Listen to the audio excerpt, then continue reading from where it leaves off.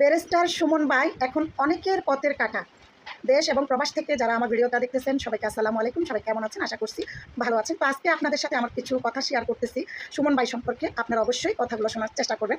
যারা ব্যারিস্টার সুমন ভাইয়ের ভক্ত আছেন, আপনারা যারা মনে করেন যে বাংলাদেশকে আমাদের ৩৩০ জন এমপির মধ্যে যে এমপি বাংলাদেশের সবার মাঝে আশার আলো জ্বালিয়েছিল, যিনি আমাদের সবাইকে দেখিয়েছেন একজন সৎ এমপি কেমন হবেন, প্রজাতন্ত্রের কর্মচারী একজন রাজনীতিবিদ কেমন হওয়া উচিত, এটা একটা ধারণা তৈরি করে দিয়েছেন সকলের মাঝে। তাই এখন উনি সকলের চোখের কাঁটা। তবে সকলের চোখের কাঁটা নয়, কিছু কিছু মানুষের চোখের কাঁটা।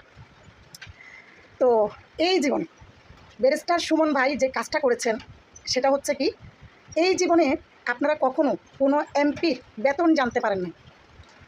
আপনারা কখনো সরকারি ত্রাণ কত আসছে জানতে পারেন না। আপনারা কখনো সরকারি অনুদান